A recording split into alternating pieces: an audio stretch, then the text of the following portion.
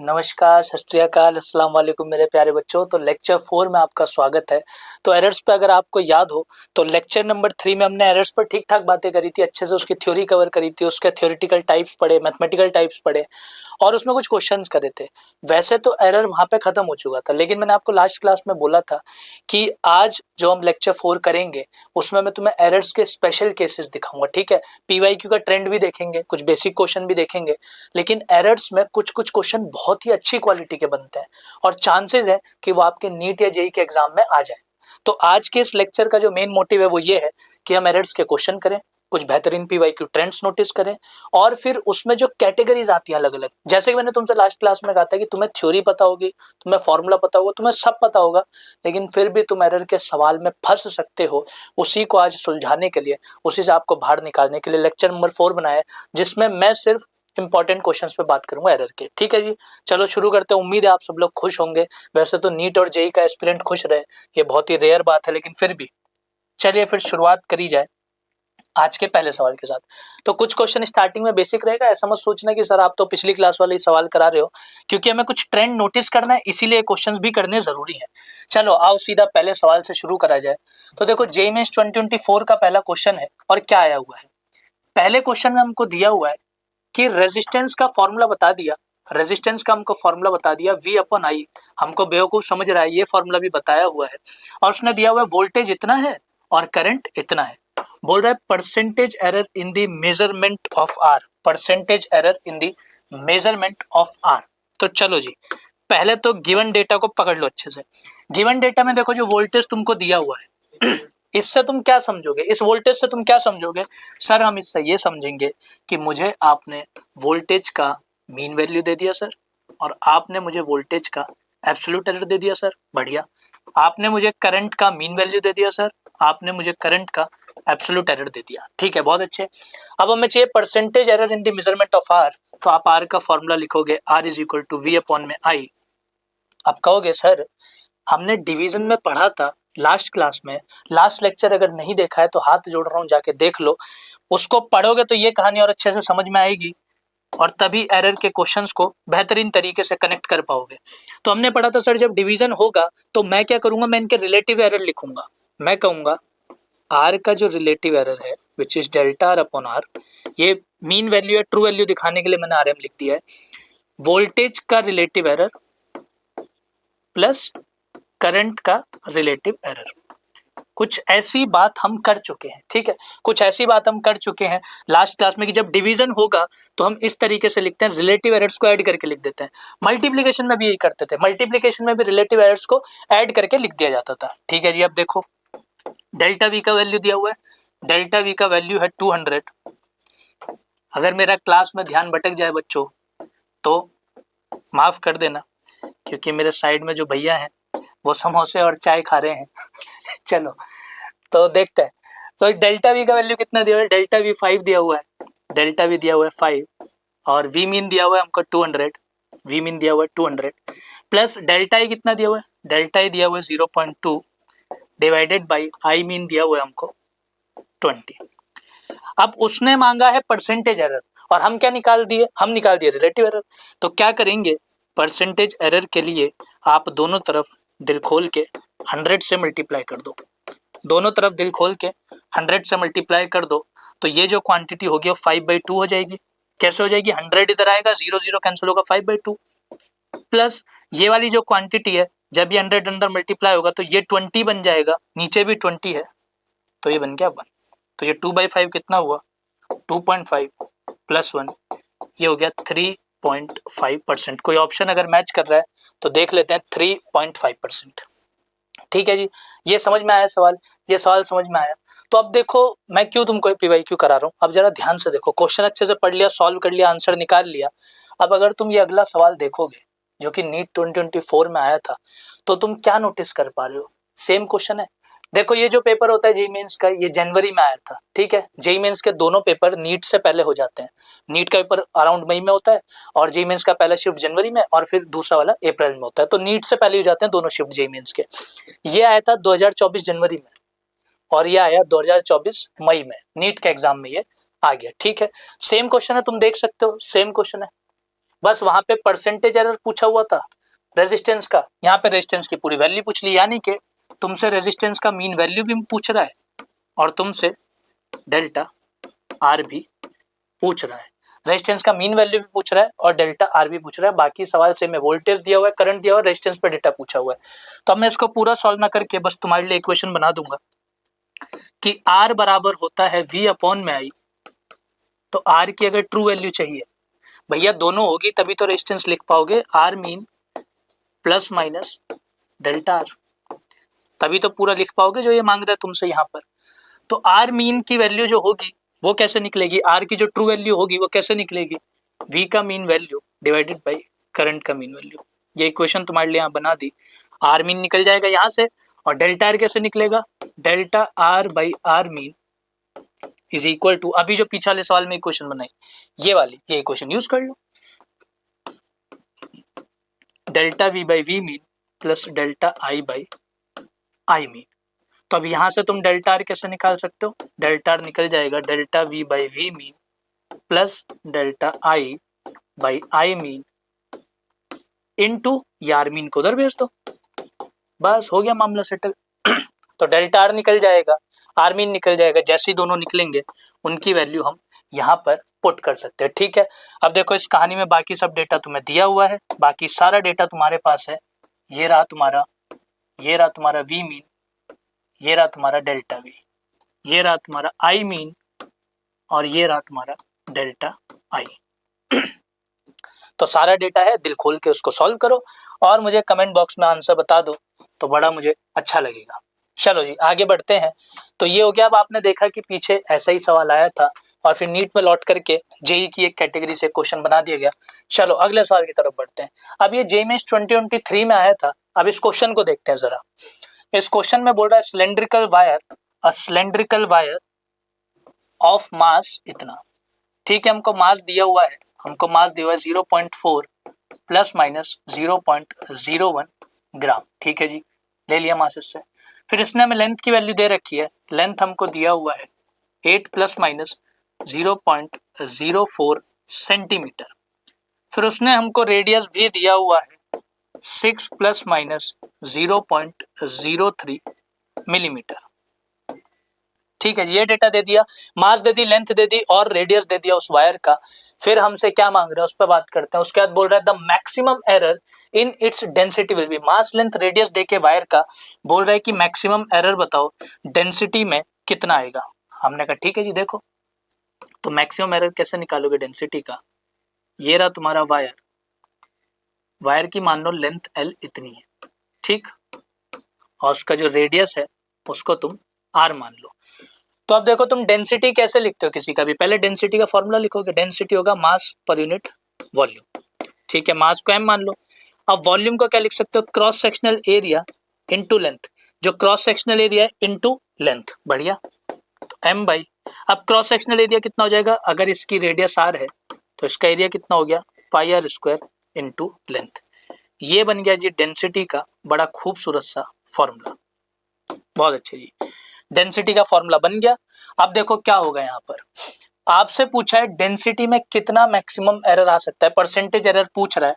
तो आप कहोगे कि सर मैंने कुछ ऐसा पढ़ा था कि अगर मेरे पास ऐसे इक्वेशन अवेलेबल है, अगर मेरे पास इक्वेशन अवेलेबल है तो मैं ऐसा कुछ लिख सकता हूँ सर, मैं लिख सकता हूँ relative error in density is equal to relative error in density. अब ये किस किस से मिलकर बना है, मास, लेंथ, रेडियस। अब पाई तो कांस्टेंट है, इसको क्यों घसीटना बेचारे को, तो डेल्टा m बाई एम, ये मास की कहानी हो गई, plus delta r by R, ये रेडियस का रिलेटिव एरर हो गया, plus delta l by L, ये लेंथ की कहानी हो गई।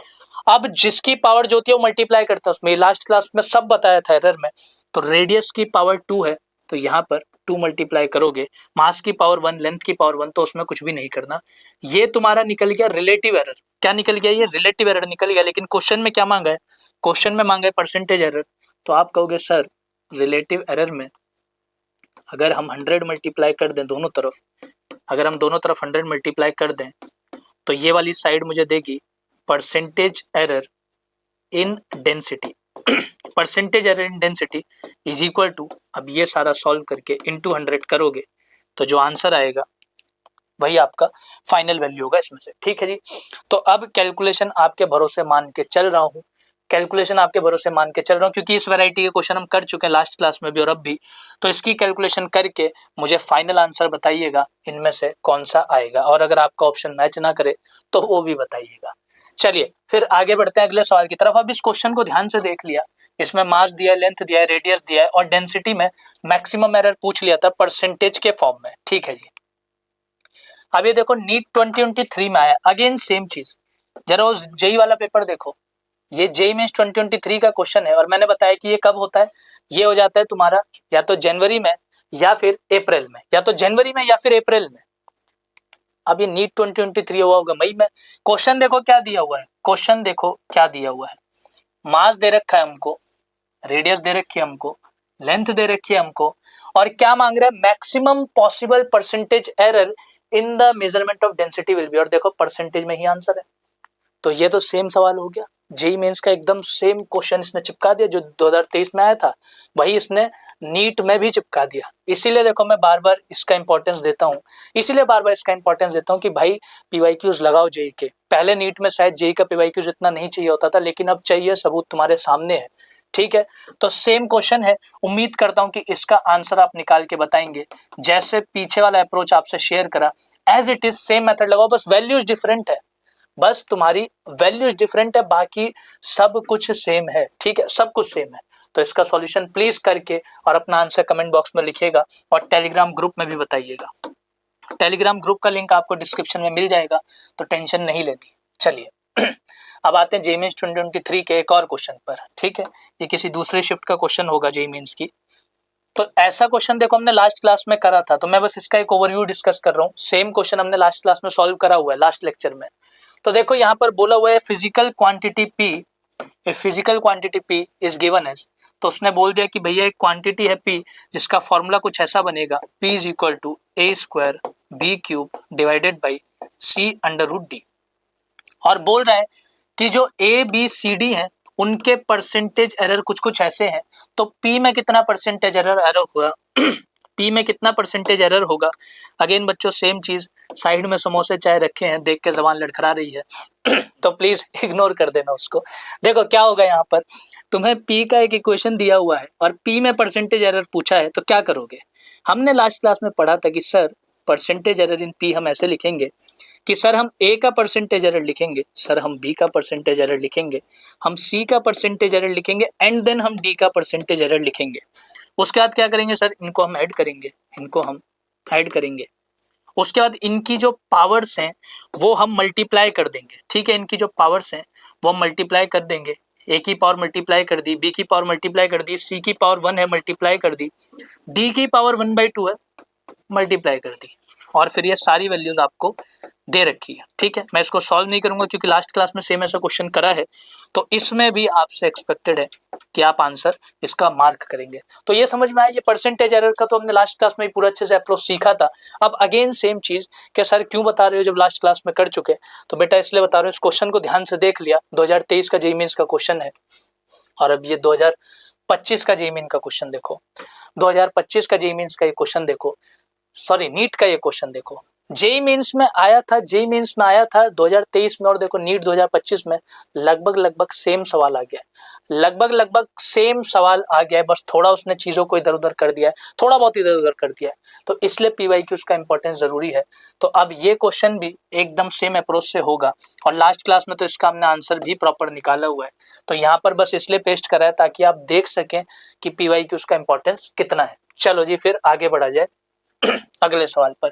ये मैंने आपकी प्रैक्टिस के लिए ऐड करा है, ये आपका होमवर्क क्वेश्चन है, आपसे होमवर्क में आपको यहीं पर लेक्चर के बीच में दिया करूंगा, तो क्वेश्चंस को मार्क करते रहना जो जो होमवर्क में दिए, फिर उसका आंसर निकाल के चेक करना, ठीक है।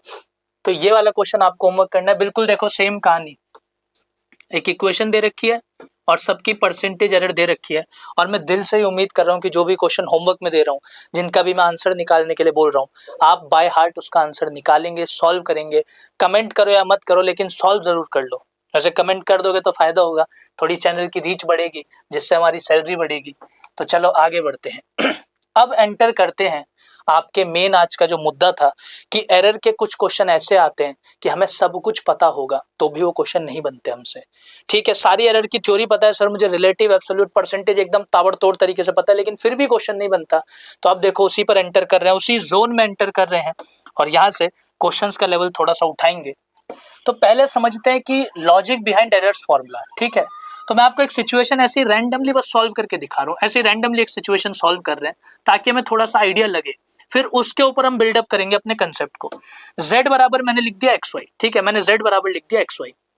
अब मैंने आपसे कहा कि मुझे z में रिलेटिव एरर जानना है यार, x और y का डेटा तुमको दिया, खुश रहो, z में रिलेटिव एरर बताओ। तो तुम कहोगे सर z का रिलेटिव एरर तो मैं कुछ ऐसे लिखूंगा। ठीक है सर, z का रिलेटिव एरर मैं ऐसे लिखूंगा और यहां पर मैं x का रिलेटिव एरर लिख दूंगा प्लस में y का रिलेटिव एरर लिख दूंगा। ठीक है, ये x और y की ट्रू वैल्यूज होंगे।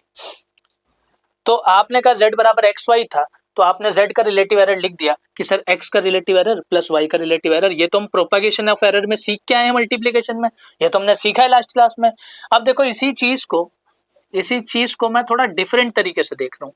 ठीक है, अगेन आई एम टेलिंग कि जो भी पढ़ाया एरर में वो सब सही है, उसको तुम यूज कर सकते हो, बस एक दूसरा तरीका देख रहे हैं चीजों को समझने का। ठीक है, तो अब देखो क्या कर रहे हैं, इसी सेम कहानी को मैं कैसे सॉल्व कर रहा हूँ। ये जो z बराबर xy लिखा हुआ है, मैं क्या कर रहा हूँ, मैं दोनों तरफ डिफरेंशियल ऑपरेटर लगा देता हूँ। ठीक है, यहाँ dz लगा दिया, यहाँ dxy कर दिया। ठीक है, अगर ये सब करने में दिक्कत है तो मुझे बताना, मैं इस पर भी एक सेपरेट वीडियो बता दूंगा, बिल्कुल परेशान नहीं होना है, इसको ध्यान से समझो। इधर डिफरेंशियल ऑपरेटर d लगाया, इधर d लगाया, तो ये बन गया dz। और मल्टीप्लीकेशन में डिफरेंशिएशन कैसे करते थे, प्रोडक्ट रूल क्या था, अगर u इंटू वी कर रहे हो और डिफरेंशिएट कर रहे हो तो एक को छोड़ दो, दूसरे का डिफरेंशिएशन कर दो, फिर दूसरे को छोड़ दो, पहले का डिफरेंशिएशन कर दो, वही यहाँ लगा दो, वही यहाँ लगा दो, x को छोड़ दो, y का डिफरेंशिएशन कर दो, फिर y को छोड़ दो, x का डिफरेंशिएशन कर दो, तो dz बराबर कुछ ऐसा निकल के आ गया तुम्हारा।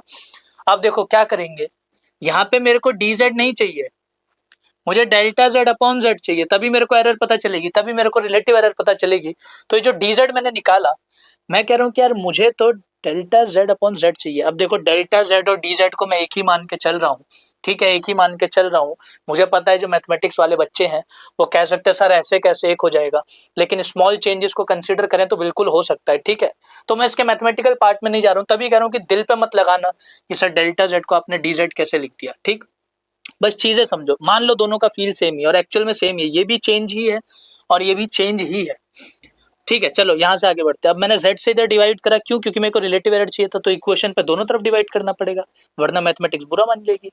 तो dz बाई z तो ऐसे ही रखो, इधर चलते हैं, इधर x dy by z plus y dx by z। देखो ये सब चीजें काम आएंगी, बस तुम सुनते जाओ कहानी, ये मत सोचना कि सर ये क्या रैंडम इक्वेशन सॉल्व कर रहे हो।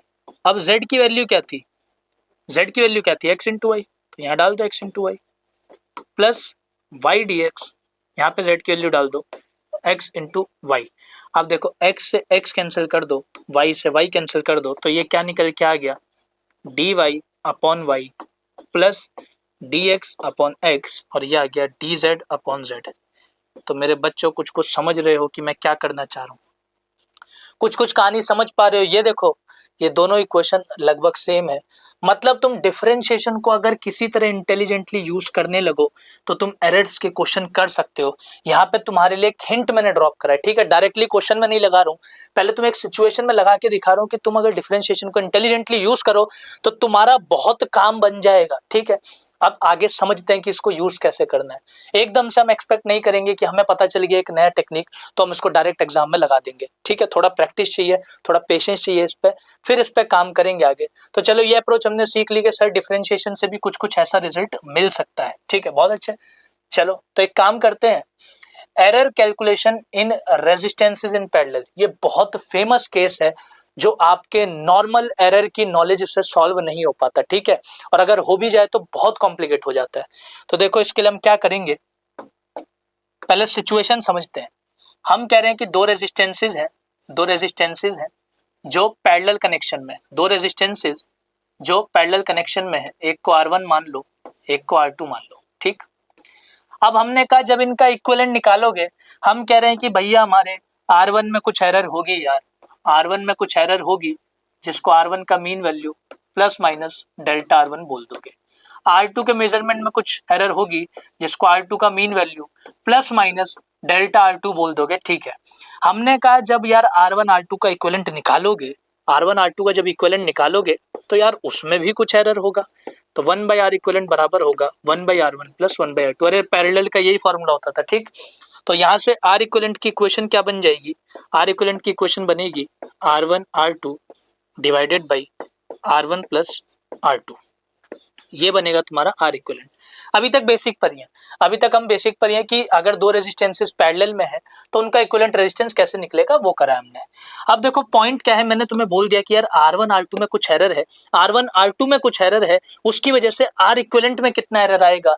तो तुम कहोगे सर ये तो कुछ प्रोपागेशन ऑफ एरर वाला टॉपिक है कि अगर दो क्वांटिटीज में कुछ एरर है और उनको मिला के एक तीसरी क्वांटिटी बना रहे हैं तो उस तीसरी क्वांटिटी में कितना एरर होगा, इसका आइडिया हमको कौन देता था, इसका आइडिया हमको प्रोपागेशन ऑफ एरर देता था। हमने सीखा था कि दो क्वांटिटी को ऐड करेंगे तो फाइनल एरर कितना आएगा, सब्ट्रैक्ट करेंगे तो फाइनल एरर कैसे आएगा, मल्टीप्लिकेशन डिवीजन पावर के सबके हमने केसेस देखे। लेकिन बच्चे यहाँ पर कहाँ फंसोगे, यहाँ पर तुम्हारा दिमाग दौड़ेगा कि सर मैं कौन से वाला प्रोपागेशन ऑफ एरर लगाऊं, यहाँ पर तो मल्टीप्लिकेशन भी है, यहाँ पर तो डिवीजन भी है, यहाँ पर तो एडिशन भी है, लेकिन सर उनके तो रूल्स अलग अलग थे, मैं कौन से वाला फिट करूं।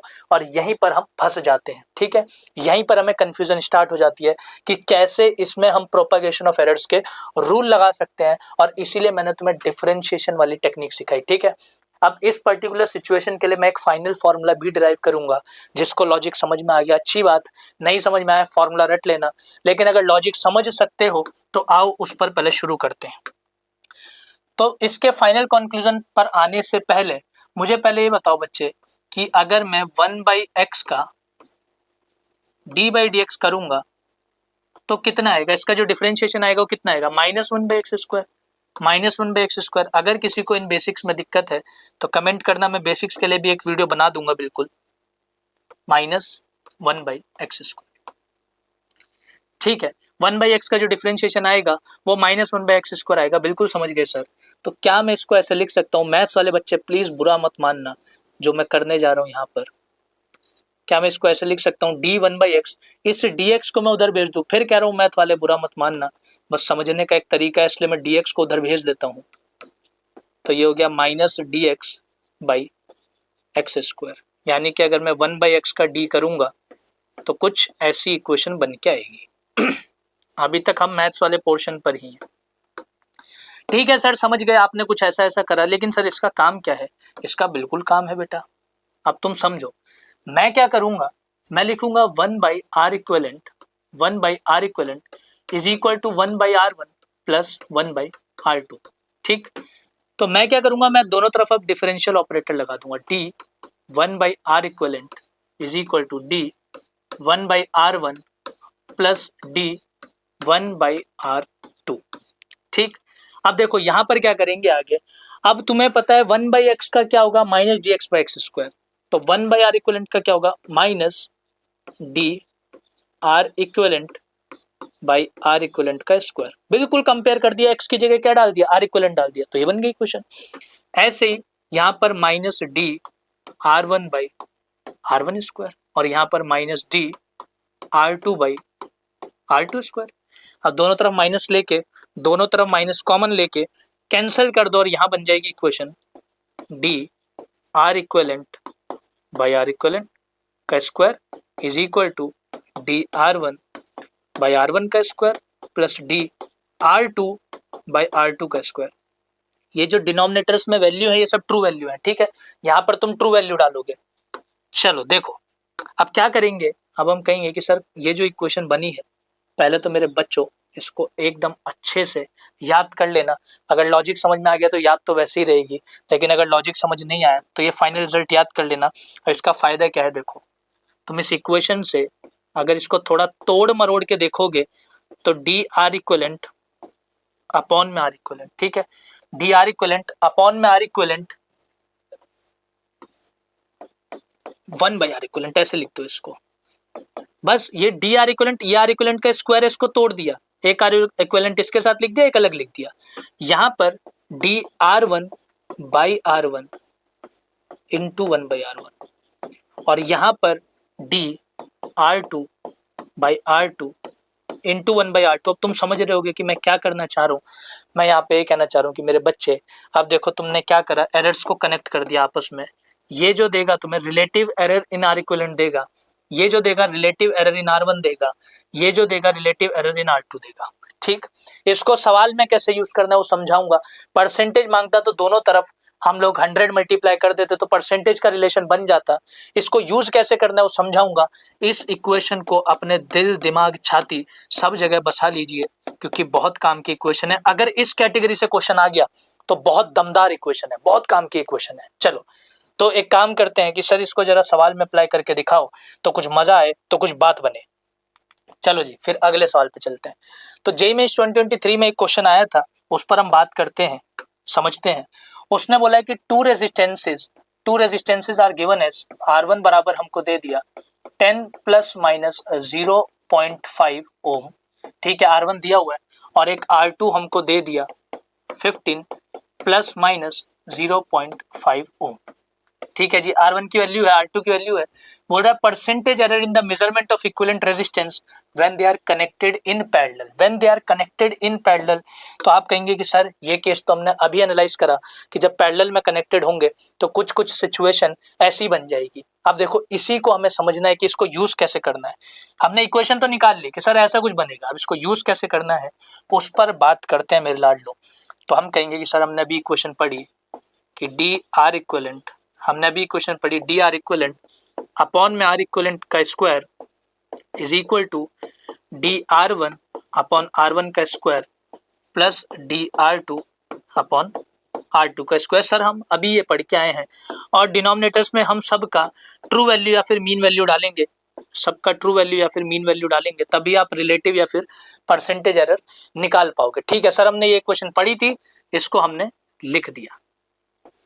अब इसको यूज कैसे करना है, सीधा चलते हैं उसकी तरफ। तो इस इक्वेशन का जरा चेहरा देखो। ये इक्वेशन तुमसे चीख चीख के कह रही है कि मेरे को आर इक्विवेलेंट की मीन वैल्यू चाहिए, मुझे आर इक्विवेलेंट की मीन वैल्यू चाहिए। तो हम कहेंगे यार आर इक्विवेलेंट का मीन वैल्यू कैसे निकलेगा। आर इक्विवेलेंट का फॉर्मूला देखोगे क्या होता है, R one R two upon R one plus R two. यही तो होगा आर इक्विवेलेंट पैरेलल में। अभी यहाँ पर देखा आर इक्विवेलेंट होगा R one R two upon R one plus R two. तो अगर तुम्हें इसका मीन वैल्यू चाहिए, आर इक्विवेलेंट का मीन वैल्यू चाहिए, तो तुम सिंपली R1 R2 के मीन वैल्यूज डाल दो यहाँ पे। अरे प्रोपागेशन ऑफ एरर्स में यही सब तो देखा था हमने। आर इक्विवेलेंट का मीन वैल्यू चाहिए तो R1 R2 का मीन वैल्यू डाल दो। तो R1 R2 की मीन वैल्यू क्या है, 10 और 15। तो यहाँ पर जब 10 और 15 ऊपर डालोगे तो 10 इंटू 15 कितना हो जाएगा 150, और नीचे 10 प्लस 15 हो जाएगा 25। तो इसको प्यार से अगर सॉल्व करोगे तो 6 ओम आ जाएगा। आर इक्विवेलेंट निकल के आ गया अभी। ठीक है, अभी हमारा सिर्फ आर इक्विवेलेंट निकल के आया। इस इक्वेशन में बहुत सी चीजों की जरूरत है जिसमें से आर इक्विवेलेंट हो गया। बढ़िया सर, ठीक है, अब आगे बढ़ते हैं, अपने सवाल को कंटिन्यू करते हैं। तो हम कहेंगे कि यार मेरी जो डिमांड है वो परसेंटेज एरर की है, तो इस इक्वेशन को मैं थोड़ा सा जरा अलग तरीके से लिखना चाहूंगा। D R equivalent by R equivalent, और एक ये 1 बाई आर इक्विवेलेंट। ये सब मीन वैल्यूज है, मैं बार बार एम नहीं लगा रहा हूँ, आप समझ जाना, ये सब मीन वैल्यूज की बात हो रही है। ठीक है, D R equivalent by R equivalent, और एक आर इक्विवेलेंट को अलग से लिख दिया, नीचे आर इक्विवेलेंट का स्क्वायर था तो उसको ऐसे तोड़ के लिख दिया। फिर इधर लिया D R one upon R one into 1 by R one plus D R two upon R two 1 by R to.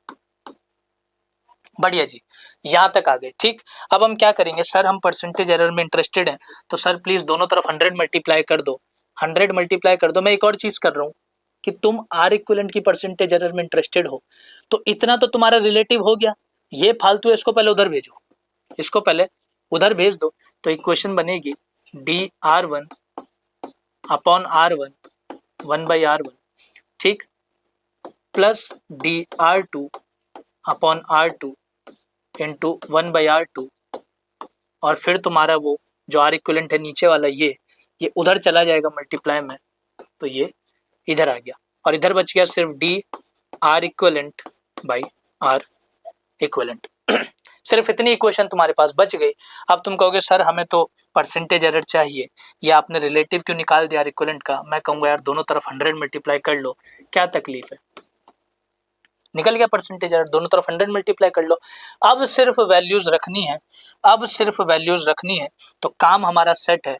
ये वाली साइड देगी तुमको percentage error in R equivalent, ये वाली साइड देगी percentage error in R equivalent, और इधर वाली साइड क्या देगी, जरा उस पर बात करते हैं।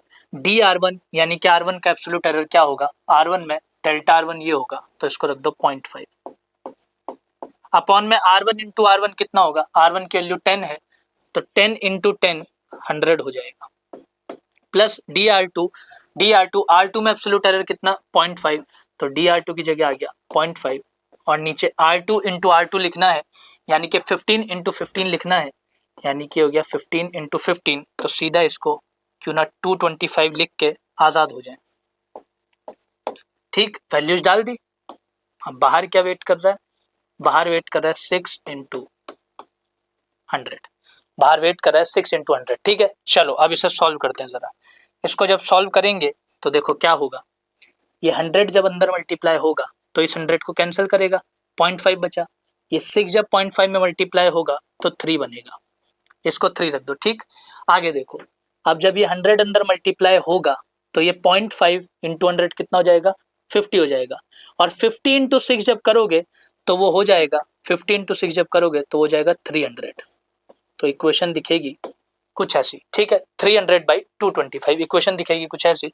अब इसको तुम या तो 5 के फैक्टर से काट लो, या फिर 25 की टेबल अगर याद हो तो फिर उससे कट कर लो। तो ये 25 से ये जाएगा 9 टाइम्स, और ये जाएगा 12 टाइम्स, फिर ये 3 3 जा 9 एंड 3 4 जा 12, तो ये हो गया 3 + 4/3, तो ये कितना आ जाएगा 3 3 9 4 13/3, तो ये सॉल्व करके कितना आएगा 4.33%, 4.33% ये आ गया हमारा सॉल्यूशन। ठीक है, तो अब समझ गए कि इस टाइप का क्वेश्चन कैसे सॉल्व करना है। अब मुझे बताओ, अगर तुम एरर का नॉर्मल बेसिक्स लेके जाते तो ये क्वेश्चन कितना ज़्यादा डिफिकल्ट हो जाता, कितना ज़्यादा मुश्किल हो जाता ये सवाल हमारे लिए। तो अब देखो, ये डिफरेंशिएशन वाला अप्रोच इसीलिए तुमको सिखाया, इसको अच्छे से 2-3 बार प्रैक्टिस करना, और ये बिल्कुल मत सोच के चलना कि ये तुम्हारे एग्जाम में नहीं आ सकता, इतना डिफिकल्ट क्यों आएगा सर, क्योंकि 2025 का पेपर देखने के बाद इतना तो तुम सीख चुके होगे कि हमें किसी चीज़ को हल्के में नहीं लेना। ठीक, तो ये क्वेश्चन हम सीख गए, रेजिस्टेंसेस इन पैरेलल वाला। चलिए फिर आगे बढ़ा जाए अगली कहानी पर। ये खाली स्लाइड छोड़ी थी ये सोच के कि इसका कैलकुलेशन अगले पेज पर चला जाएगा, पर बहुत अच्छे से एक ही स्लाइड में सॉल्व हो गया। चलो फिर आगे चलते हैं, अब मिरर फॉर्मूला पे बात करते हैं। ठीक है, इन सब से भी क्वेश्चन बना है एग्जाम में। मिरर फॉर्मूला पर बात करते हैं। मिरर फॉर्मूला क्या होता है जी, सर हमने मिरर फॉर्मूला पढ़ा था कि 1/f बराबर होता है 1/v + 1/u। हमने कहा बहुत बढ़िया जी, बहुत अच्छे। ठीक है, मिरर फॉर्मूला हमने ये पढ़ा हुआ है। अब मैं अगर तुम्हें कह दूं कि तुम्हें v और u का मैंने डेटा दे दिया, v और u का कुछ डेटा दे दिया कि v में जो मीन वैल्यू है वो vm है, plus minus error delta v है, u में जो मीन वैल्यू है वो um है, plus minus error delta u है। मैंने तुम्हें इनका डेटा दे दिया और तुमसे मांगा कि फोकल लेंथ में बता दो भैया, फोकल लेंथ में कितना एरर आएगा, तुमसे मैंने ये मांग लिया। तो तुम कहोगे कि सर अगर हम नॉर्मल तरीके से जाते हैं तो हम थोड़ा सा फंस जाएंगे, यहाँ से फोकल लेंथ को अगर सॉल्व करोगे तो इक्वेशन क्या बनेगी, u इंटू वी अपॉन में u प्लस वी, कुछ ऐसी बनेगी। अब तुम कहोगे कि सर हम फंस गए, हम फंस इसलिए गए कि हमें यहाँ मल्टीप्लिकेशन भी दिख रहा है, हमें एडिशन भी दिख रहा है, हमें डिवीजन भी दिख रहा है, तो हम प्रोपगेशन ऑफ एरर कौन सा वाला लगाएं, मल्टीप्लिकेशन डिवीजन एडिशन कौन सा वाला लगाएं। तो मैंने कहा बेटा अब यहाँ पर ये वाला अप्रोच मत लगाओ, अब यहाँ पर ये वाला अप्रोच मत लगाओ, अब तुम डिफरेंशिएशन वाला अप्रोच सीख चुके हो। तुम कहोगे सर मैं दोनों तरफ डिफरेंशियल ऑपरेटर लगाऊंगा, d1/f is equal to d1/v plus d1/u। मैं दोनों तरफ डिफरेंशियल ऑपरेटर लगाऊंगा और फिर इसको सॉल्व करूंगा। तो चलो देखो इसको आगे समझते हैं। अब 1/f का क्या होगा, अभी तुम्हें पीछे वाली स्लाइड्स में सिखाया था, वापस चलते हैं। d1/x क्या था, -dx/x², -dx/x²। तो यहाँ पर जो तुम्हारा d1/f है वो क्या हो जाएगा, -df/f²। ठीक है, और ये हो जाएगा D V by V square और ये हो जाएगा minus D U by U square. और बड़े प्यार से माइनस को कॉमन लेके उड़ा दो, बड़े प्यार से माइनस को कॉमन लेके उड़ा देते हैं और ये इक्वेशन बन जाएगी कुछ ऐसी। जब एरर निकालोगे तो डिनोमिनेटर में सबकी मीन वैल्यू डालना, सबकी मीन वैल्यू या फिर ट्रू वैल्यू डालना, ठीक। तो ये आ गई हमारी कहानी। अब ये भी इक्वेशन देखो कुछ ना कुछ रेजिस्टेंस से मिलती जुलती है, जो हमने रेजिस्टेंसेस इन पैरेलल के लिए बनाई थी वो भी कुछ ऐसी दिख रही थी और ये भी हमारी कुछ ऐसी ही दिख रही है। चलो जी, बहुत बढ़िया। तो इतनी कहानी, उम्मीद है कि आपको समझ में आई कि मिरर फार्मूला में कैसे लगाया। अब चलते हैं आगे अगले केस पर, लेंस फार्मूला। अब लेंस फार्मूला और मिरर फार्मूला में कितना अंतर है? अंतर ये है कि यहाँ पर 1/v minus 1/u is equal to 1/f लिखते हैं। यहीं पर आपके लिए एक और लर्निंग है, तो ध्यान से समझें। तो आप कहेंगे कि सर हमको पता है आपने 1/f बराबर 1/v माइनस 1/u लिखा, हमको ये चीज़ पता है कि अगर एरर नहीं निकल रहा तो हम ये डिफरेंशियल ऑपरेटर यूज कर सकते हैं, तो d 1/v minus d 1/u कर देंगे सर, बहुत बढ़िया। अब देखो इसके आगे क्या करोगे, इसके आगे तुम करोगे कि सर ये d 1/f है, क्या मैं इसको minus df by F square लिख दूं? मैंने अभी सीखा था आपसे, लिख दो जी, बिल्कुल लिख दो। क्या मैं इसको minus dv by V square लिख दूं? बिल्कुल लिख दो। क्या मैं इसको minus D U by U square लिख दूं? और एक माइनस पहले से था, एक तो इसको डिफ्रेंशिएट करके आया, एक माइनस पहले से था तो वो हो गया प्लस। तो ये क्वेश्चन दिखेगी कुछ ऐसी, D U by U square plus D U by U square minus D V by V square, और यहाँ आ गया D F by F square minus. अब देखो इस इक्वेशन में दिक्कत ये है कि तुम इसमें माइनस को कॉमन लेके कैंसिल नहीं कर पाओगे। माइनस कॉमन लेके कैंसिल नहीं कर पाओगे मतलब घुमा फिरा के चीजें सब्ट्रैक्शन में ही रहने वाली है कोई ना कोई। अब इसके पास प्लस है, इसके पास माइनस है, तो माइनस कॉमन निकाल के कैंसिल आउट नहीं होगा। तो मेन समस्या ये आ रही है, मेन समस्या ये है कि भाई अगर ऐसे सॉल्व करा, एक काम करते हैं, मैं थोड़ा सा और इसको खींच देता हूँ, इसका माइनस मैं उधर भेज देता हूँ, ठीक है। अगर इसका माइनस उधर गया तो ये पॉजिटिव हो जाएगा और ये नेगेटिव हो जाएगा, ये माइनस जब उधर भेजूंगा तो ये पॉजिटिव हो जाएगा, ये नेगेटिव हो जाएगा। तो इक्वेशन दिखेगी कुछ ऐसी, एक लाइन और लिख लेते हैं ताकि हम समझ पाए। इक्वेशन दिख रही है कुछ ऐसी। अब बेटा यहाँ पर ध्यान से समझो, हमने प्रोपेगेशन ऑफ एरर्स के टाइम पर भी सीखा था कि एरर आपस में कैंसिल आउट नहीं कर सकती, एरर को हमेशा पॉजिटिव लेना है, हमेशा ऐड करना है। आप हमेशा मैक्सिमम एरर निकालने के लिए देखते हो तो एरर को हमेशा ऐड करना है, और यहाँ तो बेटा तुम सब्ट्रैक्ट कर रहे हो जो कि अलाउड नहीं है, तो तुम बाय डिफॉल्ट इस माइनस को प्लस में कन्वर्ट कर सकते हो, तुम्हारा जन्म सिद्ध अधिकार है। तो इसको तुम पॉजिटिव में ले सकते हो, इसको पॉजिटिव में लेना है, D F by F square is equal to D V by V square plus D U by U square. जब सवाल सॉल्व करोगे एरर का तो तुम ऐसे सॉल्व करोगे, यहाँ पे लिख भी देते हैं कि एरर्स को ऐड करना है, हमेशा एरर्स को ऐड करना है, नेगेटिव नहीं लेना है, ठीक है। नेगेटिव इग्नोर कर देना, लॉजिक समझ गए, प्रोपेगेशन ऑफ एरर में भी बताया था और यहाँ पर भी सेम पॉइंट हम देख रहे हैं। चलो, तो मिरर फार्मूला और लेंस फार्मूला दोनों में हमको थोड़ी थोड़ी क्लैरिटी हो चुकी है कि ये कैसे होगा।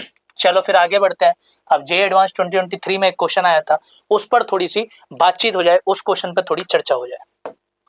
चलो जी देखो, तो यहाँ पर बोला हुआ है in an experiment for determination of the focal length of a thin convex lens. एक कॉन्वेक्स लेंस है जिसका आप फोकल लेंथ निकालना चाहते हो। The distance of the object from the lens is इतना।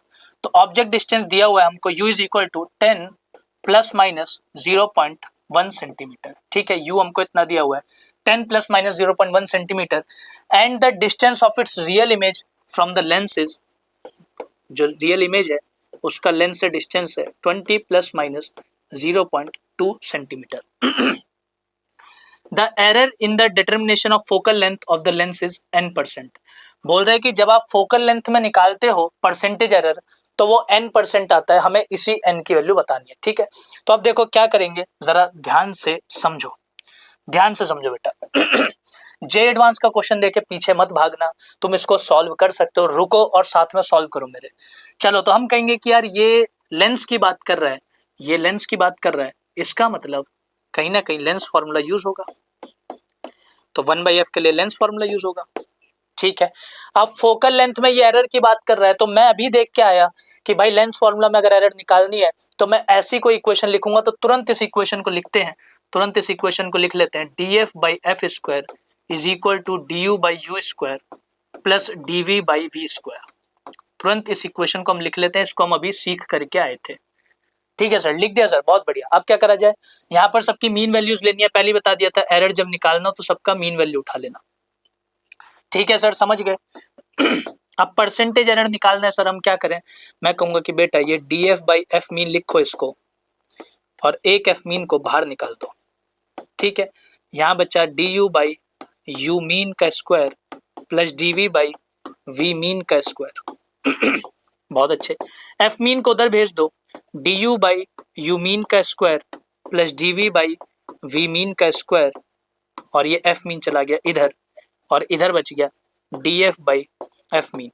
अब आपने कहा कि सर वो तो क्वेश्चन में लेकिन परसेंटेज एरर मांग रहा था, तो मैंने कहा घबराते क्यों हो, दोनों तरफ 100 मल्टीप्लाई करो और खुश रहो, काहे निराश होना। दोनों तरफ 100 मल्टीप्लाई करो और खुश हो गए, बहुत अच्छे। अब देखो वैल्यूज रखने की बारी है, तो वैल्यूज रखते समय सबसे पहले तुम्हारा दिल घबराएगा कि सर एफ मीन कहाँ है, एफ मीन कहाँ से लेके आए। तो मैंने कहा बेटा अगर एफ मीन चाहिए तो सीधा सीधा यहाँ से निकाल लो, वी की मीन वैल्यू डालो और यू की मीन वैल्यू डालो और खुश रहो। तो वी की मीन वैल्यू कितनी है, वी की मीन वैल्यू 20 माइनस यू की मीन वैल्यू कितनी है, यू की मीन वैल्यू 10। अब यहीं पर गड़बड़ करोगे, 2 मिनट रुक जाओ, यहीं पे गड़बड़ होगी। ध्यान से देखो क्या गड़बड़ होगी, कि तुम्हें याद होगा 9वीं 10वीं में भी अगर तुमने ऑप्टिक्स थोड़ा बहुत पढ़ा था तो तुम्हें याद होगा कि ये जो ऑब्जेक्ट डिस्टेंस और इमेज डिस्टेंस होते हैं, इनमें साइन का ध्यान रखना होता है। ठीक है, ऑब्जेक्ट डिस्टेंस कब नेगेटिव लिया जाएगा, कब पॉजिटिव लिया जाएगा, इनमें साइन का ध्यान रखना होता है। तो अभी आपको ऑप्टिक्स पढ़ाया जाएगा, तो यहाँ पर मेरी बात ध्यान से सुन लो, अगर जो पढ़ चुका है वो समझ जाएगा। यहाँ पर उसने इमेज का नेचर जरूर दिया होगा हमको क्वेश्चन में, कहीं ये दे रखा, जब रियल इमेज बनेगी एक कॉन्वेक्स लेंस में तो ऑब्जेक्ट डिस्टेंस नेगेटिव होगा और इमेज डिस्टेंस पॉजिटिव होगा, ये ध्यान रखना। ऑब्जेक्ट डिस्टेंस नेगेटिव होगा, इमेज डिस्टेंस पॉजिटिव होगा, ये ध्यान रखना। क्यों, क्योंकि रियल इमेज है, इसका लॉजिक भी दिखाऊंगा जब ऑप्टिक्स पढ़ाऊंगा। तो अभी के लिए विश्वास करो, ऑब्जेक्ट डिस्टेंस को नेगेटिव में रख दो, ऑब्जेक्ट डिस्टेंस को नेगेटिव में रख दो। ये आ गया 1/20 प्लस 1/10। तो इसको सॉल्व करोगे तो इसका एलसीएम 20 आएगा, ये 1 + 2। तो घुमा फिरा के जो तुम्हारा एफ एम का वैल्यू आ जाएगा वो आ जाएगा, इसका रेसिप्रोकल कर दो 20/3 का। ये क्या निकाला है तुमने, ये तो 1/fm निकाला है, तो fm का वैल्यू आएगा 20/3, 20/3 सेंटीमीटर। बढ़िया सर, मेरा fm निकल गया सर, बहुत अच्छे। अब fm निकल गया तो चुपचाप यहाँ पर लाके वैल्यू रखो और खुश हो जाओ, चुपचाप वैल्यू रखो और खुश हो जाओ। देखो क्या करेंगे, डेल्टा यू का वैल्यू कितना है, यू में जाओ और इधर जाओ, ये रहा delta U 0.1 divided by you mean का वैल्यू, यू में जाओ, यू मीन पर जाओ, ये रहा, इसका स्क्वायर कर दो, प्लस डेल्टा वी कितना है, डेल्टा वी है 0.2, 0.2 लिख दो, वी मीन का स्क्वायर, वी में जाओ, मीन में जाओ, 20 का स्क्वायर, और यहाँ दिया हुआ है इनटू 100, और इनटू एफएम का वैल्यू कितना दिया हुआ हमने निकाला यहाँ पर 20/3, एफएम का वैल्यू दिया हुआ है 20/3। चलो जी आगे बढ़ा जाए। अब ये इक्वेशन बन गई और यहीं से तुम्हारा निकल गया परसेंटेज एरर इन फोकल लेंथ। ठीक है, परसेंटेज एरर इन फोकल लेंथ लेंस फॉर्मूला से। चलो इसका आंसर भी निकाल लेते हैं। तो देखो जब ये 100 अंदर मल्टीप्लाई होगा, जब ये 100 अंदर मल्टीप्लाई होगा तो नीचे 100 है, 100 यहाँ से मल्टीप्लाई हो गया, तो ये कितना बचेगा 0.1। ठीक, प्लस ये 0.2 है, 20 का स्क्वायर क्या होगा 400, जब 100 अंदर मल्टीप्लाई होगा तो 400 का बन जाएगा 4, ये हो गया 0.2/4। चलो इतना सॉल्व हो गया। उसके बाद बाहर कितना बचेगा, बाहर बचेगा सिर्फ 20/3। ठीक, आगे सॉल्व करते हैं, इस कैलकुलेशन को कंटिन्यू कर रहे हैं। तो ये बन जाएगा 1/10, 0.1 है ना, तो डेसिमल हटाओ, नीचे 10 लगा दो, ये बन जाएगा 0.2/40, 0.2/40 माफ करिएगा 2/40, ये बन जाएगा 2/40, और यहाँ पे 1, यहाँ पे 20 डाल दीजिए, तो ये बन गया +1/20 इनटू बचा 20/3। तो ये 10 और 20 का एलसीएम 20 आ गया, ये 2 टाइम्स प्लस ये 1 टाइम्स,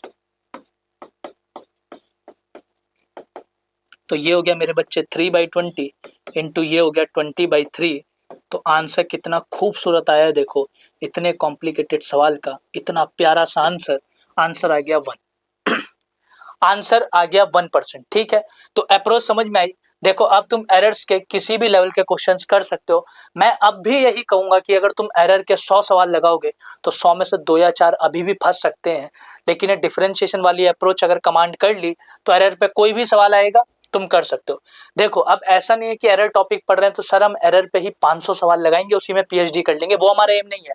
हमने क्या करा, जो नॉर्मल केसेस है वो लास्ट वीडियो में कवर कर लिए, जहां से मोस्टली पेपर आता है, और जो XYZ केसेस है कि कभी कभी आ जाते हैं वो भी हमने कवर कर लिए। तो आई थिंक इतना मोर देन इनफ रहेगा इस कैटेगरी में आपके लिए एरर्स में। अब थोड़े और क्वेश्चंस प्रैक्टिस करते हैं, उसमें और बची कुची चीजें सीख लेंगे। मतलब आज की वीडियो में जितना करोगे उतना मेरे हिसाब से, अगर आपकी किस्मत बहुत ज्यादा बुरी नहीं हुई तो फिर यहीं से पेपर बनेगा आपका। चलो जी, फिर अब चलते हैं जरा और क्वेश्चंस को सॉल्व करते हैं। कुछ 7-8 क्वेश्चन और सॉल्व करते हैं, कुछ छोटे और कुछ बड़े। चलिए जी तो यहाँ पे जेईई 2025 का एक क्वेश्चन ले रहे हैं। To find the spring constant K of a spring experimentally, K की वैल्यू निकालनी है। A student commits 2% positive error in the measurement of time. तो बोल रहा है टाइम में एक स्टूडेंट ने मेजरमेंट करते टाइम 2% एरर कर दी। ठीक है, वो समोसा चाय अब तक रखा हुआ है सामने। ठीक है बच्चों, तो थोड़ा सा ध्यान भटका हुआ है, इसको तुम याद रखना कि तुम्हारी क्लास लेने के चक्कर में मैंने चाय और समोसा छोड़ दिया। चलो जी देखो, तो बीच बीच में जबान थोड़ी सी लड़खड़ा जाए तो माफ कर देना। 2% positive error in the measurement of time and 1% negative error. ध्यान से देखो, 1% negative error in the measurement of mass. तो मास में उसने बोल दिया कि भाई तूने गलती करी है -1%। और यही डरावना है कि सर पूरे चैप्टर में हमसे तो बोलते आ रहे हो कि एरर को पॉजिटिव लो पॉजिटिव लो, और जेईई मेंस 2025 में उसने कर दिया नेगेटिव, उसने नेगेटिव वैल्यू दे दी। घबराओ मत, मैं बताता हूँ ऐसे सिचुएशन से कैसे डील करना है। आज की क्लास का मकसद ही है बेटा कि ऐसे क्वेश्चन से डील करना है जो तुम्हें तुम्हारे नॉर्मल अप्रोच से भटकाए, या फिर बोल लो कि जो एक्सेप्शन है, केमिस्ट्री वाले ऐसा बोल सकते हैं। चलिए तो आगे बढ़ते हैं। हमको निकालना है the percentage error in determining the value of K's. तो पहले तो एक ऐसा फॉर्मूला ढूंढो यार जो तुम्हारे स्प्रिंग कांस्टेंट, मास और टाइम को रिलेट कर पाए, तब तो ना सवाल सॉल्व होगा। पहले तो ऐसा फॉर्मूला ढूंढो जो स्प्रिंग कांस्टेंट, मास और टाइम को रिलेट कर पाए। अभी आगे तुम्हें एक तरीका सिखाऊंगा मैं, आगे एक तरीका सिखाऊंगा कि अगर फॉर्मूला नहीं आ रहा है दिमाग में कोई तब कैसे कर सकते हो। लेकिन इसके लिए तो एक फॉर्मूला है, अगर आप एसएचएम पढ़ चुके हो तो इसके लिए एक फॉर्मूला होगा। टाइम पीरियड का एक फॉर्मूला होता है, T = 2π√m/k। T = 2π√m/k, इसमें ये टाइम होता है, ये मास होता है, स्प्रिंग कांस्टेंट होता है। तो यहाँ से जो k की इक्वेशन बनाओगे वो कैसी बनेगी, दोनों तरफ पहले स्क्वायर कर दो तो ये बन गया। और यहाँ से जो k का इक्वेशन आएगा वो कैसा आएगा, 4π²m/t²। k का इक्वेशन बन गया सर k का इक्वेशन आ गया 4π²m/t²। बहुत बढ़िया। अब जैसे इक्वेशन मिल गई भैया, तो अब तो ये एकदम बच्चों का खेल हो गया। अब तुम क्या कहोगे, सर k बन रहा है m और t से, 4π तो कांस्टेंट है, 4π² कांस्टेंट है, सर k बन रहा है m और t से, तो मैं क्या करूंगा, मुझे k में परसेंटेज एरर चाहिए, तो मैं लिखूंगा सर k का परसेंटेज एरर = m का परसेंटेज एरर प्लस t का परसेंटेज एरर, और सबकी पावर्स मल्टीप्लाई कर दूंगा। t की पावर 2 है तो यहाँ सर 2 मल्टीप्लाई कर दूंगा, m की पावर 1 है यहाँ में सर m मल्टीप्लाई कर दूंगा। बस हो गया, सवाल खत्म। अभी वो नेगेटिव वाले पॉइंट पर आते हैं।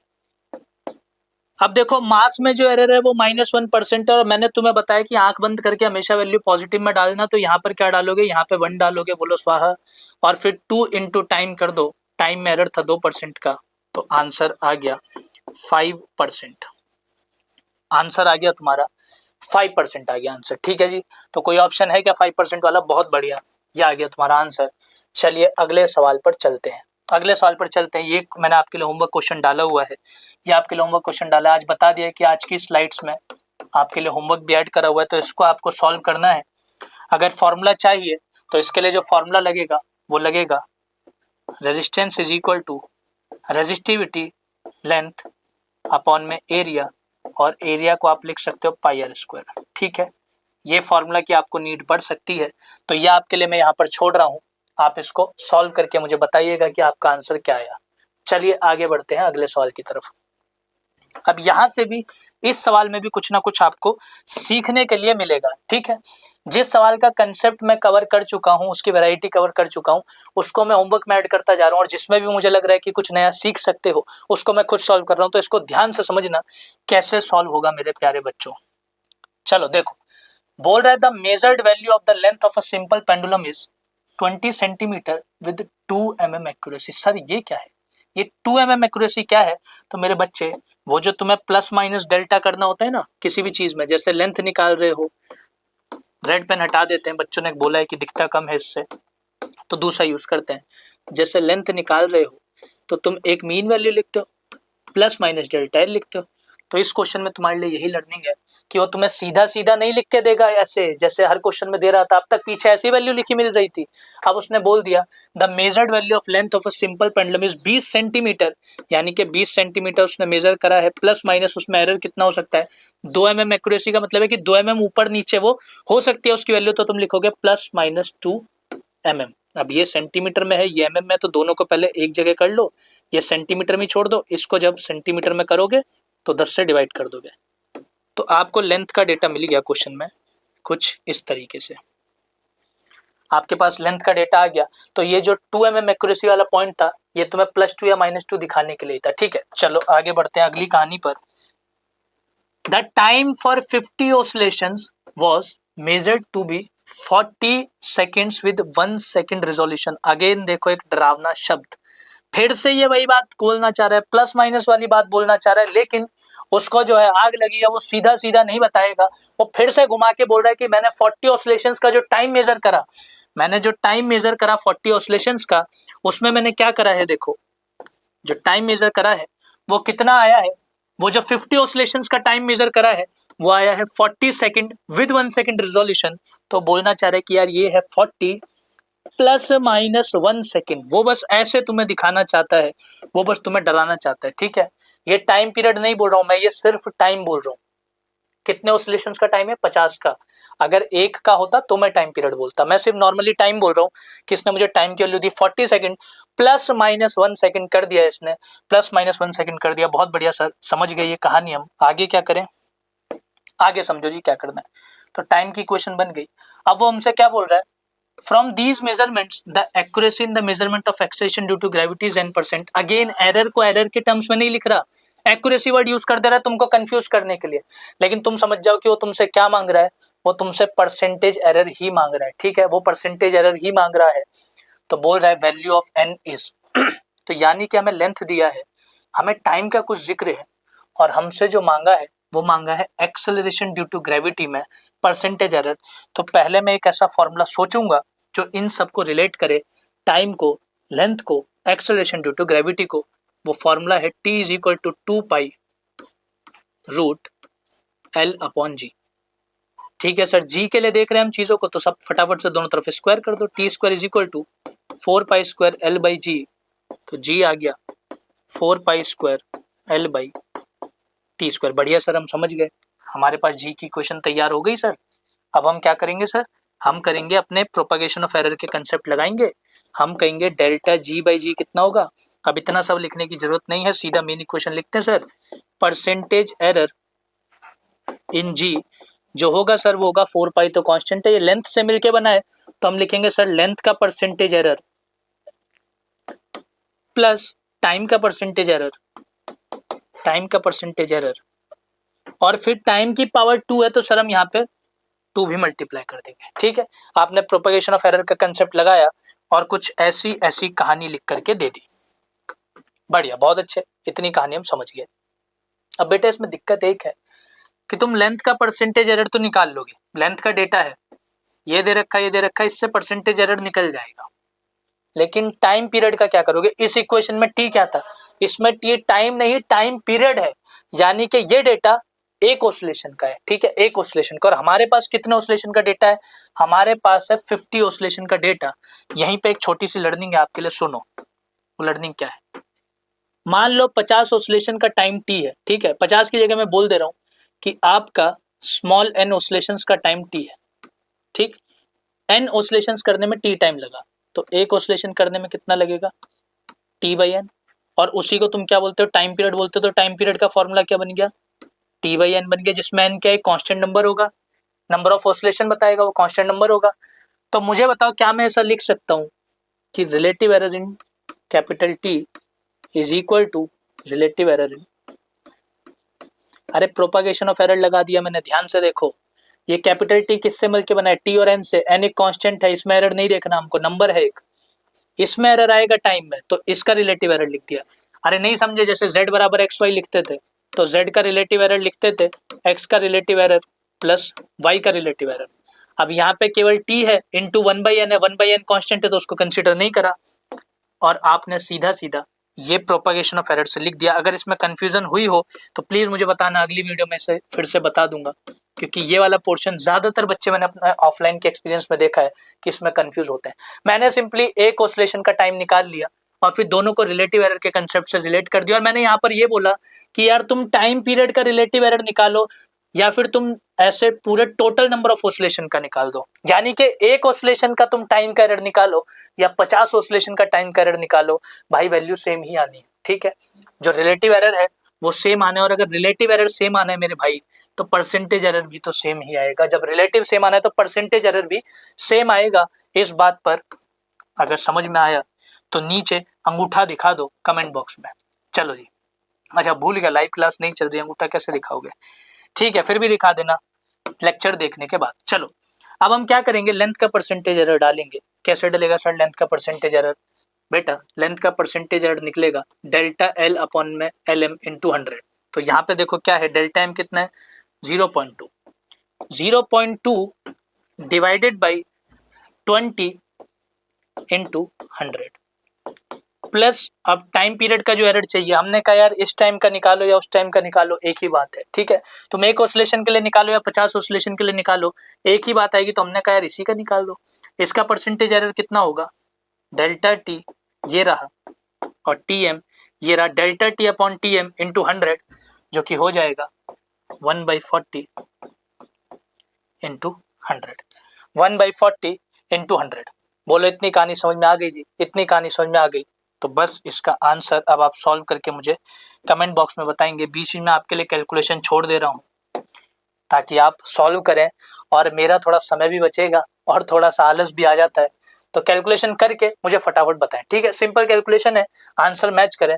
उम्मीद है आपको समझ में आया होगा। चलो फिर आगे बढ़ते हैं अगली कहानी पर। अब अगला सवाल देखो जी, अगला सवाल देखो क्या है, चलो यहां से शुरू करते हैं। If the length of the pendulum in pendulum clock increases by 0.1%, ठीक है, बोल रहा है कि अगर एक पेंडुलम क्लॉक है उसमें जो लेंथ है उसको हम 0.1% से अगर इंक्रीज कर देंगे। अब वो यहाँ पर एरर की बात नहीं कर रहा है, अब तक जो भी तुम परसेंट में सुन रहे थे तुम एरर सुन रहे थे कि इतना परसेंटेज का एरर है उतना एरर है, लेकिन यहाँ पर इसने एरर नहीं बोला, इसने बोला जो लेंथ है उसको 0.1% से बढ़ा दिया, ठीक है मान ली इसकी बात। तो पूछ रहा है then the error in time per day is. अब ये क्वेश्चन देखो, इसका स्टेटमेंट ही अपने आप में बहुत वियर्ड और कंफ्यूजिंग है, तो समझो मैं सॉल्व कैसे कर रहा हूँ और उसके बाद इसको समराइज करते हैं। मैं पहले सिंपल पेंडुलम के लिए टाइम पीरियड का फॉर्मूला लिखूंगा 2π√L/g, ठीक है। फिर मैं कहूंगा कि यार जो टाइम पीरियड में एरर होगी, मैं जानबूझ के एरर लगा रहा हूँ, ठीक है, उसने एरर नहीं बोला लेकिन मैं एरर लगा रहा हूँ, क्यों, मैं ये सोच रहा हूँ कि यार एरर में भी एक परसेंटेज चेंज होता था, ठीक है, एरर में भी एक परसेंटेज चेंज होता था। वो जो तुम बोलते हो कि फलानी चीज में 2% का एरर है, वो क्या है कि उसकी वैल्यू 2% ऊपर जा सकती है या 2% नीचे जा सकती है, यही तो मीनिंग है उसका। तो मैं सोच रहा हूँ कि यार ये भी तो यही कह रहा है कि जो उसकी लेंथ है वो 0.1% ऊपर चली गई, इंक्रीज हो गई, तो कहीं ना कहीं मैं अगर दिमाग लगाऊं तो मैं एरर का कंसेप्ट भी इस सवाल में लगा सकता हूँ, ठीक। चलो तो डेल्टा T/T लिख दिया, यहाँ पर 1/2 डेल्टा L/L, ठीक है, 1/2 डेल्टा L/L कैसे लिखा है, देखो L की पावर 1/2 है, तो फिर तुमने अपना प्रोपगेशन ऑफ एरर का कंसेप्ट लगा दिया, सर डेल्टा T/T जो इसका रिलेटिव एरर होगा वो होगा L का रिलेटिव एरर प्लस G का रिलेटिव एरर और इनकी पावर्स मल्टीप्लाई कर दो। तो L और G के रिलेटिव एरर लिखे, दोनों पर रूट है तो दोनों की पावर मल्टीप्लाई कर दी। अब मैं G वाला टर्म गायब कर रहा हूँ, मैं इसलिए गायब कर रहा हूँ, एक तो उसने जिक्र नहीं करा कि जी में कोई एरर है, ठीक है, उसने कोई जिक्र ही नहीं करा कि जी की वैल्यू बढ़ेगी घटेगी कुछ है, तो हम जी को फिर कांस्टेंट ट्रीट करेंगे। हम कहेंगे भाई जी बराबर 10 मीटर पर सेकंड स्क्वायर फिक्स है। उसने बात नहीं करी तो हम कंसीडर नहीं कर रहे। हमने कहा भाई इसमें कोई एरर नहीं है क्योंकि इसकी मेजरमेंट ही नहीं हुई है, इसकी वैल्यू फिक्स है 10, तो इसमें कोई एरर नहीं होगा, तो इसको उड़ा दो। उड़ा दिया जी, बच गया सर इतना, इतना बच गया सर। अब इसमें वैल्यू कैसे कैसे रखनी है, अगला स्टेप समझो। उसने बोला जो तुम्हारा लेंथ है वो 0.1% से इंक्रीज हुआ है, इसका मतलब उसने तुम्हें delta L by L into 100 की value they the 0.1, delta L by L into 100 की वैल्यू दे दी 0.1, तो फिर भैया डेल्टा एल बाई एल कितना आ जाएगा, 0.1 divided by 100 is equal to 0.001। बढ़िया, तो हमको मिल गया half delta L by L मिल गया 0.001। बढ़िया जी। अब डेल्टा टी बाई टी देखो, डेल्टा टी तो हमको निकालना ही है, टाइम में एरर निकालना है। अब एरर पर टाइम में देखो उसने क्या बोला हुआ है, error in time per day. ध्यान से समझो, ये अगला क्लू है। जो टाइम में एरर है वो पर टाइम कितना निकालना है, पर डे निकालना है। तो ये जो टाइम होगा, ये जो टाइम होगा ये कितना होगा, ये एक दिन का समय होगा।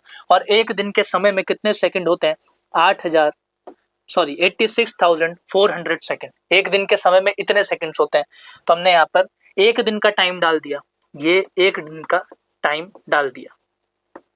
और सेकंड में क्यों डाला, क्योंकि ऑप्शंस में दिख रहा है कि जो आंसर चाहिए वो सेकंड्स में चाहिए। तो डेल्टा टी कितना आ जाएगा, यहाँ से डेल्टा टी यहाँ से आ जाएगा, यहाँ पर इसको ऐसे लिख दो, हाफ इंटू 0.001 इंटू इसको उधर मल्टीप्लाई कर दो 86400।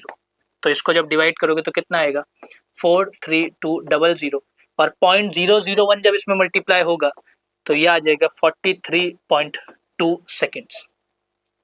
43.2 सेकेंड्स, ये आ गया हमारा आंसर। तो ये भी हमारे लिए एक यूनिक क्वेश्चन था जिसमें थोड़ा सा डेटा अलग तरीके से दिया हुआ था, कंसेप्ट वही यूज करा है हमने। चलो, उम्मीद है बच्चों की ये आपको समझ में आया होगा, तो फिर आगे बढ़ा जाए। चलो, अब अगला सवाल है, ये है परसेंटेज। अच्छा, ये वाला तुम्हारे होमवर्क के लिए मैंने डाला था, ये वाला प्योरली होमवर्क के लिए, और इसका फॉर्मूला भी मैं पीछे वाली स्लाइड्स में लिख चुका हूँ, तो इसमें फॉर्मूला लिखने की भी जरूरत नहीं है। चलो, अब काइनेटिक एनर्जी बराबर क्या होता है जी, काइनेटिक एनर्जी बराबर होता है हाफ mv स्क्वायर। उसके ऊपर ही ये क्वेश्चन बेस्ड है। समझो ये क्या कह रहा है, ये क्वेश्चन आपसे बोल रहा है, ये क्वेश्चन आपसे बोल रहा है कि बॉडी ऑफ मास इतना, मास की वैल्यू हमको दे रखी है और उसका एरर वगैरह सब बताया हुआ है, और मूविंग विद वेलोसिटी इतना, वेलोसिटी का डेटा दे दिया, बोल रहा है काइनेटिक एनर्जी क्या होगी, और काइनेटिक एनर्जी की प्रॉपर इक्वेशन बना के लिखनी है। ऐसा नहीं है कि काइनेटिक एनर्जी में सिर्फ वो तुमसे परसेंटेज एरर मांग रहा है या रिलेटिव एरर मांग रहा है, वो प्रॉपर बोल रहा है कि मुझे बताओ ट्रू वैल्यू कितनी होगी और फिर मुझे बताओ उसमें जो एब्सोल्यूट एरर है वो कितना होगा। तो हम कहेंगे देखो भैया ऐसा है, के ई बराबर हाफ mv स्क्वायर होता है, तो हम एक काम करेंगे, डेल्टा के ई जो रिलेटिव एरर होगा काइनेटिक एनर्जी का, यहाँ पर नीचे ट्रू वैल्यू आती है, इज इक्वल टू होगा, हाफ तो एक नंबर है, मास को लिख दो डेल्टा m बाई एम, ये ट्रू वैल्यू मास की, plus delta v by V, ये ट्रू वैल्यू वेलोसिटी की, यहाँ पर नीचे, और पावर मल्टीप्लाई में। अब उम्मीद है कि ये इक्वेशन मैं कैसे लिख रहा हूँ इसमें कंफ्यूजन नहीं हो रही होगी, प्रोपगेशन ऑफ एरर में बार बार ये सीख चुके हैं। तो चलो, अब क्या करेंगे, जब वो काइनेटिक एनर्जी की एक कंप्लीट वैल्यू मांग रहा है, जब वो काइनेटिक एनर्जी की एक कंप्लीट वैल्यू मांग रहा है, इसका मतलब वो मुझसे एक्सपेक्ट कर रहा है कि मैं काइनेटिक एनर्जी का एक ट्रू वैल्यू भी निकालूंगा, प्लस माइनस मैं काइनेटिक एनर्जी की एब्सोल्यूट एरर भी निकालूंगा। तो मैंने कहा भाई देख, एब्सोल्यूट एरर तो मैं यहाँ से निकाल लूंगा, delta K dot E is equal to हो जाएगा delta M by M plus 2 times delta V by V into जो मीन वैल्यू है उसको उधर मल्टीप्लाई कर दो, काइनेटिक एनर्जी का जो मीन वैल्यू है या फिर ट्रू वैल्यू है उसको उधर मल्टीप्लाई कर दो। तो तुमने कहा सर डेल्टा के ही तो मैं यहाँ से ले आऊंगा 2 सेकंड में, बस आप मुझे डेटा दे दो।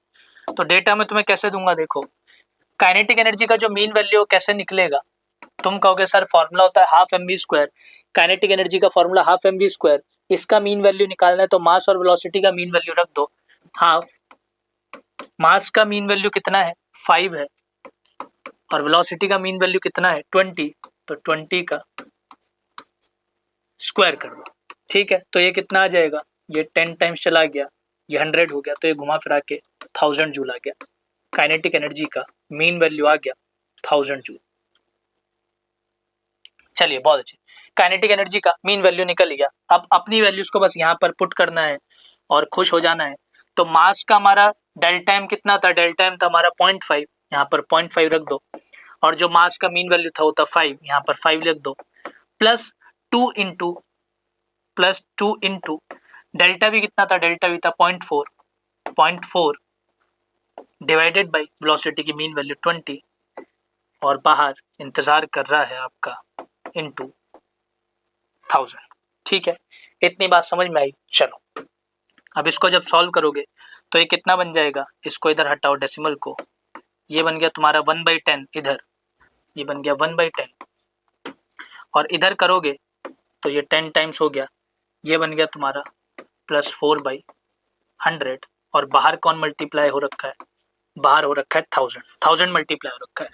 तो जब 1/10 में 1000 मल्टीप्लाई करोगे तो 100 बचेगा, और 4/100 में 1000 मल्टीप्लाई करोगे तो 40 बचेगा। ये कितना आएगा, 140 जूल।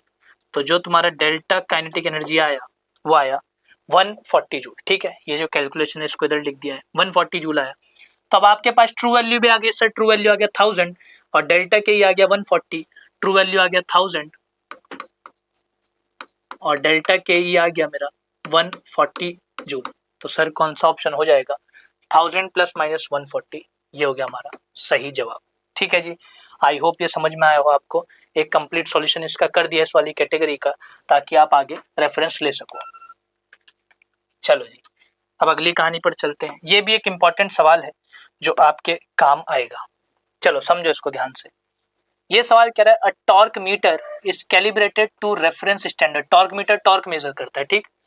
बोल रहा है कि मास लेंथ टाइम सम में 5% एक्यूरेसी। देखो फिर से एरर नहीं बोलना चाह रहा, तुमको कंफ्यूज करने के लिए बोलेगा कि मास लेंथ और टाइम है, उसमें सब में 5% एक्यूरेसी है, लेकिन तुम क्या सुनोगे, तुम सुनोगे कि उन सब में 5% का एरर है, 5% का एरर पॉसिबल है। 5% एक्यूरेसी का मतलब है कि वो अपनी वैल्यू से 5% इधर उधर डेविएट कर सकता है, तुम ये समझोगे, यानी कि 5% एरर पॉसिबल है। After calibration the measured torque with this torque meter will have net accuracy of. कह रहे जब इस मशीन से टॉर्क मेजर करेंगे जिसमें मास लेंथ टाइम की ये गड़बड़ी है, जब उससे टॉर्क मेजर करोगे तो टॉर्क में क्या टोटल गड़बड़ी आएगी, वो कैसे होगा।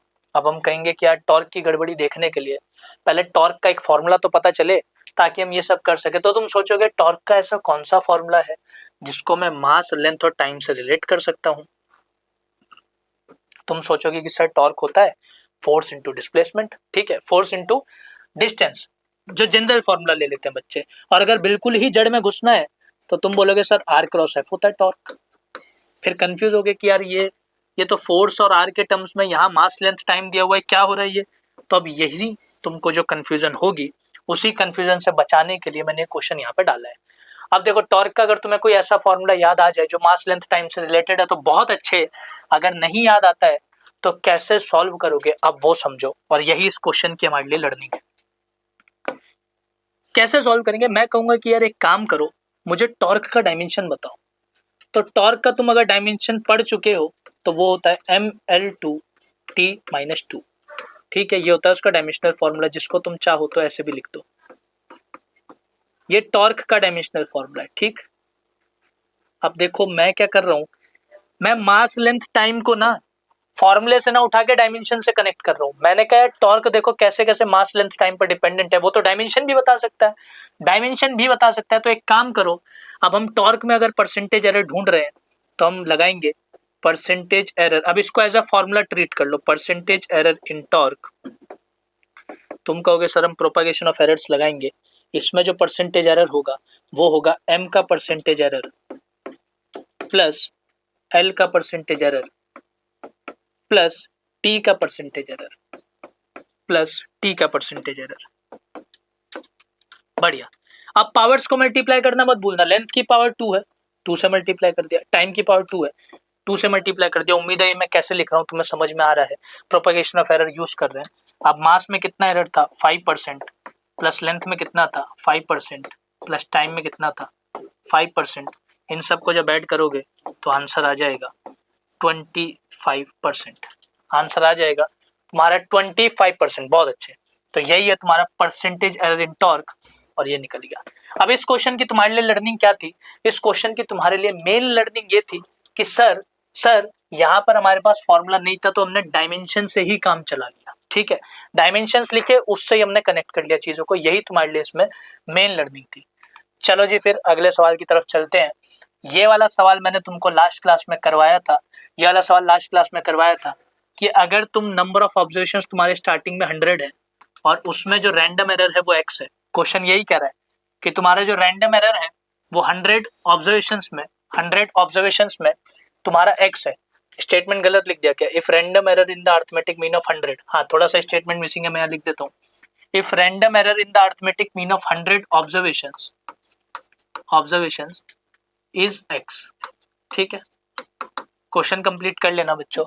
If random error in the arithmetic mean of 100 observations is x, तो फिर ये पूछ रहा है कि अगर ऑब्जर्वेशंस को तुम 100 से 500 कर दो तो रैंडम एरर कितना हो जाएगा। ठीक है, 100 से अगर 500 कर दो तो कितना हो जाएगा? मैंने बताया था अगर 100 ऑब्जर्वेशंस में x है तो 500 का निकालने के लिए बस तुम इतना देखोगे कि ऑब्जर्वेशंस को कितना नंबर ऑफ टाइम्स तुमने चेंज करा, तुमने into 5 कर दिया, 5 टाइम्स चेंज कर दिया ऑब्जर्वेशंस, तो रैंडम एरर 1/5 टाइम्स हो जाएगी। इस कंसेप्ट पर लास्ट क्लास में भी बात हुई थी, ऐसा क्यों करते हैं इस पर भी बात हुई थी।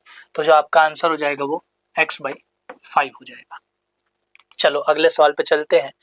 अब ये वाला सवाल आपके लिए होमवर्क है। अब यहाँ पर बस एक चीज मैं नोटिस करवाना चाहूंगा, if speed of a particle is increased by 5%, अभी एरर नहीं बोल रहा हूँ, अभी बोल रहा हूँ स्पीड 5% बढ़ा दी। तो अभी पीछे क्वेश्चन करा था ना, वो लेंथ बढ़ाने वाला पेंडुलम की 0.1% बढ़ा दी, एरर नहीं बोल रहे हैं, बोले स्पीड जो है वो 5% बढ़ा दी है तो kinetic energy will increase by कितना। ठीक है, तो ये लास्ट क्वेश्चन आपके लिए जो होमवर्क है। उम्मीद करूंगा जितने भी क्वेश्चंस होमवर्क में ऐड करें आप उन सब को अच्छे से सॉल्व करेंगे, जितनी भी कैलकुलेशंस आधी अधूरी छोड़ी हैं उन सब कैलकुलेशंस को भी पूरा करेंगे, और ये आपकी अपनी बेहतरी के लिए है और मेरे सुकून और आराम के लिए। ठीक है, हर क्वेश्चन में अगर पूरा कैलकुलेशन करवाओगे तो वक्त से पहले बूढ़ा हो जाऊंगा, अभी तो शादी भी नहीं हुई। चलो, तो आई थिंक आज की क्लास यहाँ पर रोक देना सही रहेगा। अच्छे खासे हमने क्वेश्चंस कर लिए, वर्निक कैलिपर डन है, स्क्रू गेज डन है, और एरर्स भी अब हमारा डन है, वो भी बहुत अच्छे से बढ़िया क्वेश्चंस भी हो गए, बेसिक भी हो गए, सब कुछ इसमें हमने कर लिया, तो हमारा एरर्स भी डन है। अब हम बाकी का यूनिट एंड डायमेंशन अगले लेक्चर में कवर करेंगे। ठीक है, इनके लिए अलग अलग लेक्चर्स बनाएंगे।